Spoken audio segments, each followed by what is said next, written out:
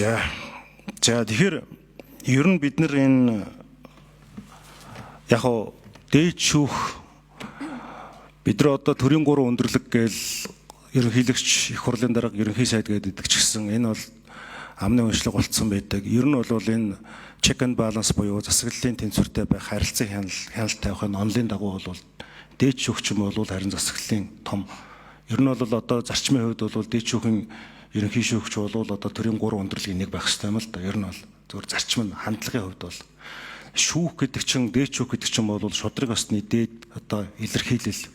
Тэр аль болохоор энэ шүүхэд итгэх иргэдийн итгэл илүү сайн бэхжих тусам энэ төрд итгэх итгэл цаашлаад энэ одоо Монгол улсын үндсэн хуульд ёс энэ парламентын засаглал гэдэг өөрөөр хэлбэл энэ check and balance-ийн одоо хэвийн ажлах горин бол энэ дээд шүүхтэй холбоотой.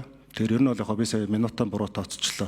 2 шүүгчтэй бол амжилт хүсье. Та хоёроос асуух гэсэн асуулт байгаа. Чуулганы танхимд асууя. Ер нь энэ одоо сүүлийн үеийн судалгаагаар шудраг ёс гэж асуунгууд л маш олон янзаар хариулдаг.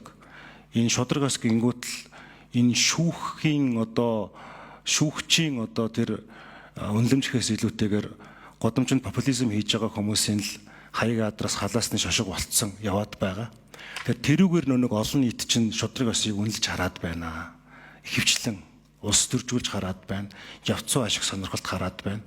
Тэр аль болох тэр одоо популистуудын амны уншлаг болсон тэр ярилцгийг нь одоо ховхолж авч үнэхээр энэ одоо хуулийн өмнөөс шийдвэр гаргадаг энэ шүүх гэдэг өөрөө бол хамгийн олон талаас нь тунгааж бодсон онолтой амьдралтай тэгээд дээрэс нь бол зөвийг дэнсэлж чадсан зөв бурууг дэнсэлж чадсан байх энэ итгэл үнэмшлийг л олон нийтэд өгөх тусмаа бид энэ одоо сошиалын янз бүрийн юм үзэн ядалтын энэ хармуус өдр галзуурлаас гарах юм аа л гэж үзэж байгаа юм. Тэр утгаараа бол бид нар энэ дээд шүүх хэвийн ажиллахад бие даасан хараат бус ажиллахад нь бол аль болохоор одоо анхаарч байх ёстой гэж бодож байгаа. Тэгэхээр тэр утгаараа бол бас дээд шүүхийн шүүгчд маань ч гэсэн бас ямар ч нөлөөнд давтахгүйгээр итгэл үнэмшилтэй одоо хандаасаа гэж бодож байгаа. За түрүү энэ хоёр дараагийн хэлж байгаа тайлбарыг бол би хүлээж авлаа. Нөгөө болж байгаа хэрэг учраас болцсон хэрэг дээр анализ хийх нь бол зөв байсан байна гэж харж байна.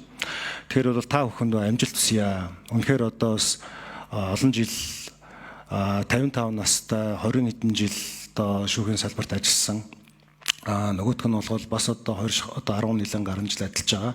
Яг мерит зарчмаараа бол анхан дунд шатанд нь ингээд яваад дав залдах шатанд ирэхэд залжээ шүүгч яваад бол 11 жил ажиллаад ингээд явж байгаа юм байна. Тэгэхээр та бүхэнд итгэж найдаж байгаа шүү. Тэгэхээр аль болохоор энэ скандал, улс төрийн савлгаа энэ бүх зүйлээс ангид хол байгаарай л гэж хичээнгүйлэн хүсье. Баярлалаа.